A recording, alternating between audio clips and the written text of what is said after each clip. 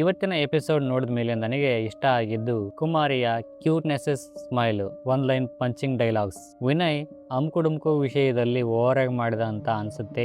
ಬೇರೆ ಜಡ್ಜ್ಗಳ ಅಭಿಪ್ರಾಯ ತಿಳ್ಕೊಳ್ಳೋ ಮುಂಚೆನೆ ಇವನನ್ನೇ ಸ್ಟೇಜ್ ಇಂದ ಹೊರಗೆ ಹಾಕ್ಬಿಟ್ರು. ಧನುಷ್ ಮಂಜುನಾಥ್ ಸೈಕಲ್ ಸುತ್ತಿ ಗಿನ್ನಿಸ್ ರೆಕಾರ್ಡ್ ಮಾಡಿದ ಇನ್ ಸರ್ಟಿಫಿಕೇಟ್ ನ ಹರಿದಾಕು ಅಂತ ಸಂಗೀತ ಹೇಳ್ತಾಳೆ. ಸಡನ್ಲಿ ಅವರು ಅದನ್ನ ಹರಿದಾಕ್ಬಿಡ್ತಾರೆ. ಅದಕ್ಕೋಸ್ಕರ ಇವರಿಗೆ 2 ಗ್ರೀನು 2 ರೆಡ್ ಬರ್ತಾವೆ. ಇಲ್ಲಿ ಟ್ವಿಸ್ಟ್ ಏನಪ್ಪಾ ಅಂತಂದ್ರೆ, ಒರಿಜಿನಲ್ ಸರ್ಟಿಫಿಕೇಟ್ ನ ಸೇಫ್ ಆಗಿ ಇಟ್ಕೊಂಡು ಡೂಪ್ಲಿಕೇಟ್ ಕೊಟ್ಟು ಮೆಂಟಲಿ ಇವರೆಷ್ಟು ಸ್ಟ್ರಾಂಗ್ ಇದ್ದಾರೆ ಅಂತ ಟೆಸ್ಟ್ ಮಾಡಿದ್ರು. ರೋಶಿನಿ ಬಾಂಬೆ ಹುಡುಗಿಗೆ ಸಂಗೀತ ಶೃಂಗೇರಿಯ ಹೆಸರೇ ಗೊತ್ತಿಲ್ಲ. ಅದಕ್ಕೋಸ್ಕರ ಎಲ್ಲ ಜಡ್ಜಸ್ ಸೇರ್ಕೊಂಡು ರೋಶನಿನೇ ನಾಮಿನೇಟ್ ಮಾಡಿಬಿಟ್ರು. ಅನನ್ಯಾಳ ಬ್ಯೂಟಿನ ನೋಡಿ ಅವಳ ಮುಖಕ್ಕೆ ಸಗಣಿ ಬಡಿದ್ರು.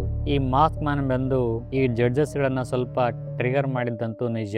ಈ ಟ್ರಿಗರ್ಗೆ ಉರ್ಕೊಂಡು ಅವನನ್ನೇ ಮಾತಾಡದೇ ಇರೋ ಹಾಗೆ ಸೈಲೆಂಟ್ ಮಾಡಿಬಿಟ್ರು. ಒಂದು 10% ಇಷ್ಟ ಆಗಿದ್ದು ಆ ಬಿಸ್ನೆಸ್ ಮ್ಯಾನ್ ಹಾಗೇನೆ ಆ ಮಾಸ್ಟರ್ ಸರ್. ಮಿಕ್ಕದವರೆಲ್ಲ ಡಾನ್ ಡುಸ್ ಕ್ವಾಯ್ ಕೊಟಾರ್. ಈ 2 ಎಪಿಸೋಡ್ ನೋಡಿದ ಮೇಲೆ ನನಗನ್ಸಿದ್ದು ಹೇಳ್ತೀನಿ ಕೇಳ್ರಿ.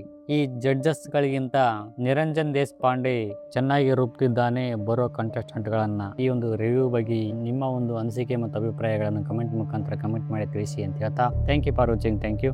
ಬಾಯ್.